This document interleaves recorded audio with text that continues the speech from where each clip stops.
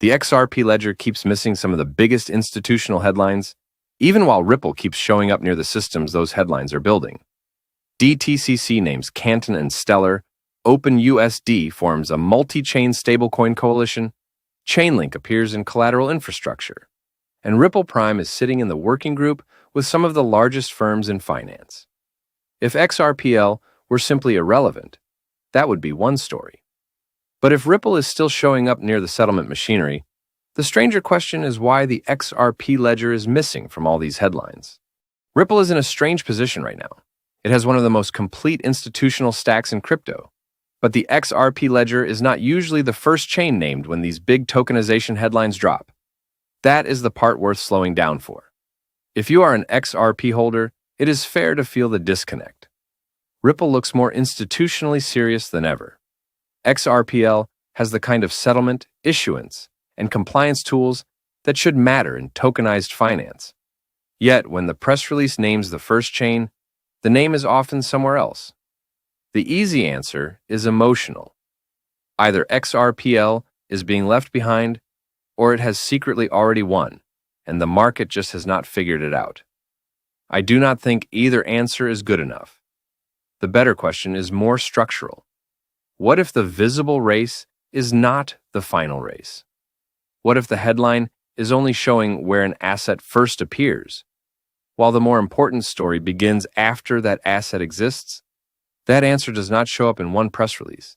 It shows up when you separate the stack. Start with the categories, because these headlines are not all talking about the same layer. DTCC, Canton, Stellar, Chainlink, Ripple Prime, OpenUSD, RLUSD, and the XRP Ledger are not interchangeable pieces. They solve different problems. DTCC's tokenization service is better understood as a digital layer around DTC custodied assets, meaning assets still tied to DTC's ownership rights, investor protections, and legal structure. DTCC has described the service around real-world assets already inside the existing market infrastructure, with the goal of making them interoperable across many chains. As of this July 2026 window, DTCC is not talking about a vague future experiment. The plan was an initial, more limited run over the summer, with a broader tokenization service launch targeted for October. That is the old securities infrastructure, testing how tokenized versions of real assets can operate without losing the legal protections institutions depend on. This is not a side project from a fringe lab. DTCC's depository subsidiary sits at the center of custody and asset servicing for an enormous part of the securities market, and DTCC's broader infrastructure has processed transaction value in the quadrillions. So when DTCC experiments with tokenization, the important signal is not just which chain gets named. The important signal is that the existing system is beginning to create digital handles for assets already sitting inside the core of global markets. The trap is that tokenization sounds like escape. In regulated finance, the first phase often looks much more controlled. A tokenized security can exist in a digital environment, while the legal ownership, custody, and settlement framework still remains connected to traditional infrastructure. Think about a treasury security held inside DTC infrastructure. In the older model, that asset may be safe, but it is not always easy to move, pledge, finance, or coordinate across systems in real time. If the same asset has a tokenized representation, it can potentially become easier to use in collateral workflows, easier to track across approved wallets, and easier to connect to automated reporting or lifecycle events. The asset did not become lawless. It became more programmable. This is where XRP narratives often jump too quickly. XRP does not have to be involved in every tokenization event for the tokenization event to be real, and XRPL does not have to be the first issuance chain to become important later. Settlement and liquidity become more relevant when assets are active, not merely when they are represented. The cleanest evidence is not a theory at all. It is the JP Morgan Connexus, MasterCard, Ripple, and Ondo Finance tokenized treasury redemption. That example does not prove that XRPL has won everything. It shows something more useful. This market is already becoming a multi-layer coordination problem. In that example, Ripple redeemed a portion of its Ondo short-term U.S. government treasuries fund, often referred to by the ticker OUSG.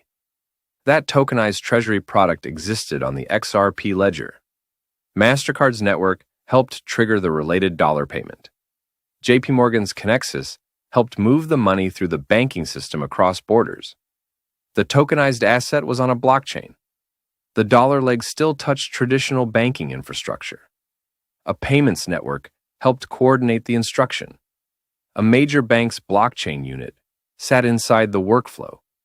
Ripple was not just watching from the sidelines. The XRP Ledger was not just a theory, but the whole process still was not a clean, fully decentralized replacement of finance. The future may not arrive as one chain swallowing Wall Street. It may arrive as a series of connected workflows where different systems handle different risks. The asset sits in one place. The payment instruction moves through another layer. The cash leg settles through a regulated banking path. The custody, compliance, and market access pieces sit around the transaction. Canton, Stellar, and Chainlink make more sense once you stop asking which chain won.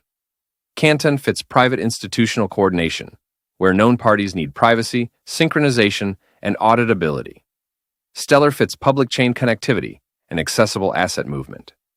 Chainlink fits data, valuation, eligibility, and collateral workflows. The mistake is assuming institutional finance is looking for one chain to do everything. Institutions usually separate risks before they choose tools. One system can handle privacy, another can handle asset movement, another can handle collateral data, and another can sit near liquidity or settlement.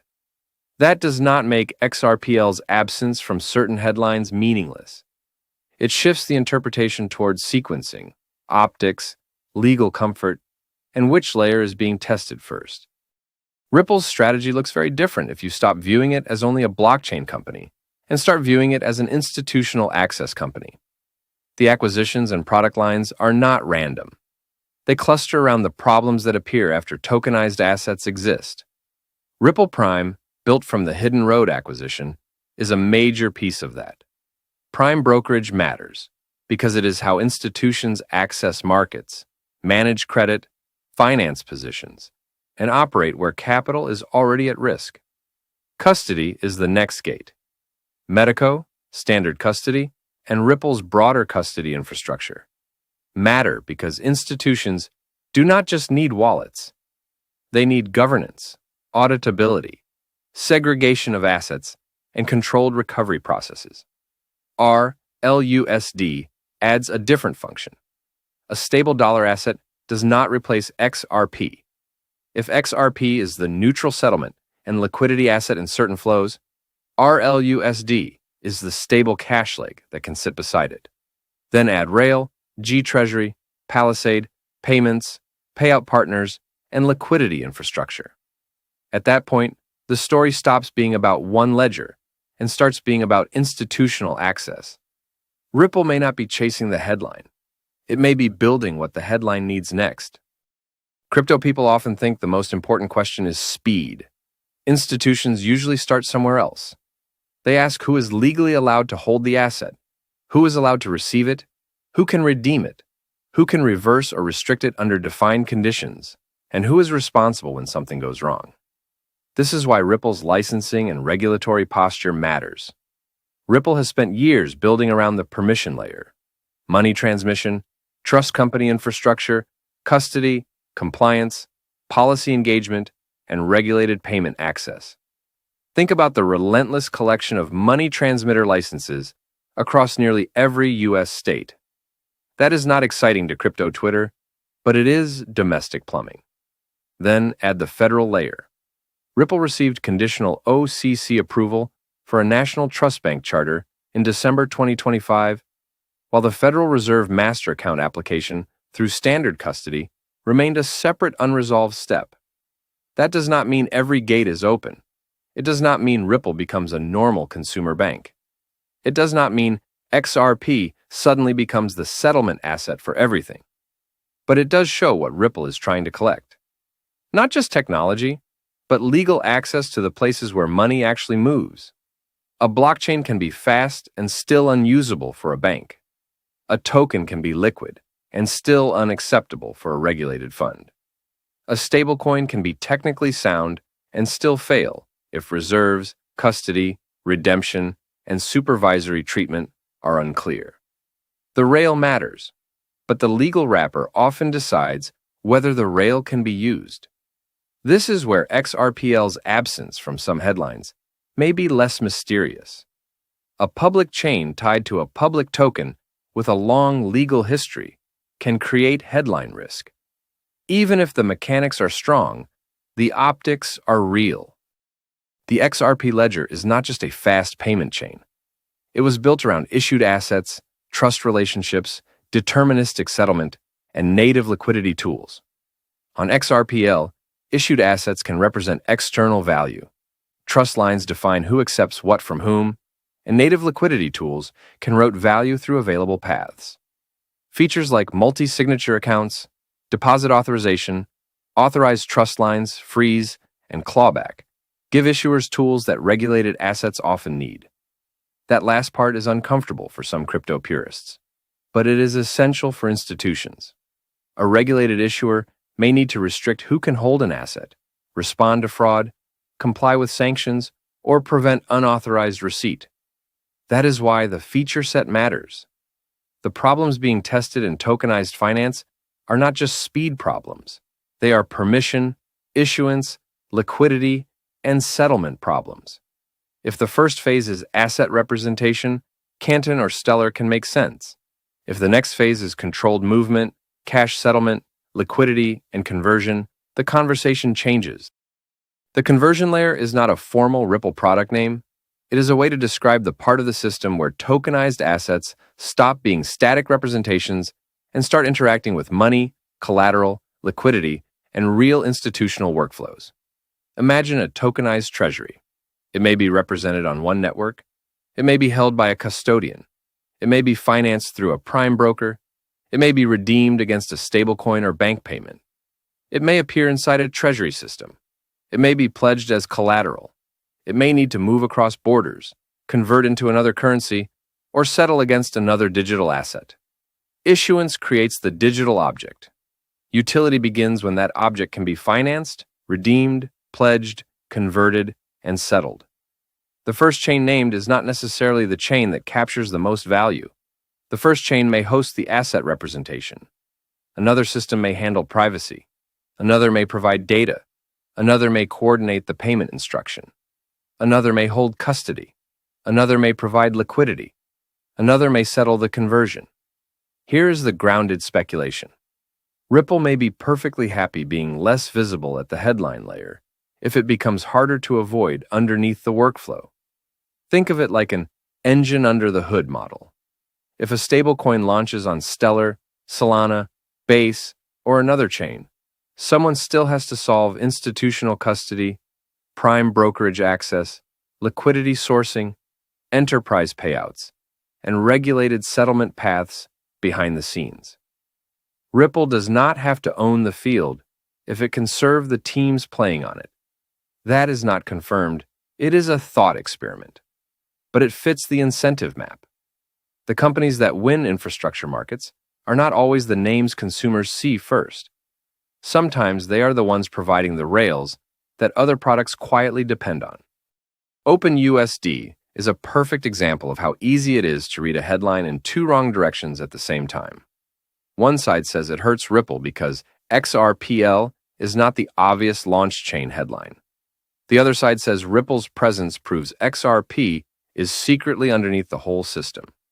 Neither conclusion is supported. The useful signal sits in the middle. OpenUSD is about a stablecoin model built around a broad coalition, shared economics, and multi-chain distribution. Ripple being in that room matters, but being in the room does not mean controlling the room. That phrase is worth holding onto. Proximity is not proof, but proximity is not nothing. If the stablecoin world is moving toward partner networks, reserve economics, enterprise distribution, and multi-chain access, Ripple wants to be close to that. It has RLUSD, custody, payments, liquidity infrastructure, and institutional relationships. It does not need every stablecoin to be its own stablecoin for the infrastructure to matter. The smartest skeptic would say this entire thesis is still connecting adjacent facts before the decisive proof exists. And that skeptic would be right to push back. DTCC publicly named Canton. It publicly named Stellar. It publicly named Chainlink and collateral infrastructure. It did not name the XRP Ledger as the settlement rail for its tokenization service. Ripple Prime being in a working group does not mean Ripple Prime owns the workflow. OpenUSD listing Ripple does not mean OpenUSD runs on XRPL. Ripple collecting licenses and pursuing deeper regulatory access does not automatically mean adoption or value capture. The correct conclusion is not XRPL has already won. The correct conclusion is that Ripple is positioning itself around the layers that become important if tokenized finance moves from pilots into production. That is a different claim, and it is much easier to defend.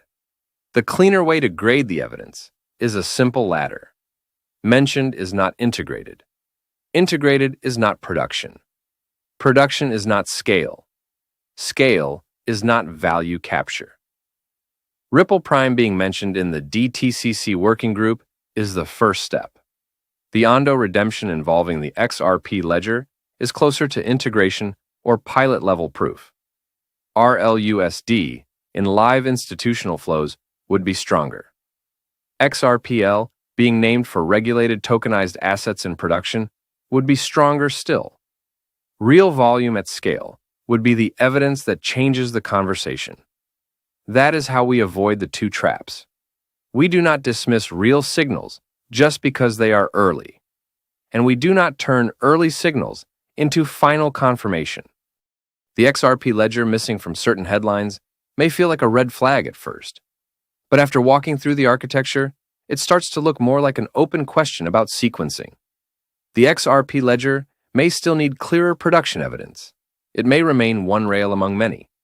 Some of Ripple's company-level growth may benefit Ripple more directly than XRP holders. Those are fair cautions, and they should stay in the conversation. My grounded read is this. Ripple may not be chasing the first headline. It may be preparing for the layer after the headline, when tokenized assets need to be financed, custodied, converted, settled, and connected to real institutional money systems. The disciplined takeaway is simple. The first chain named is not always the final architecture, and sometimes the layer missing from the headline is the one being prepared for the moment the system actually starts moving value. Thanks for watching, and I'll see you in the next deep dive.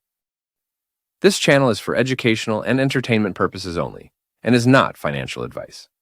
Always do your own research and keep the discussion respectful. If you enjoyed the video, please consider liking, subscribing, leaving a comment, or sharing it with a friend.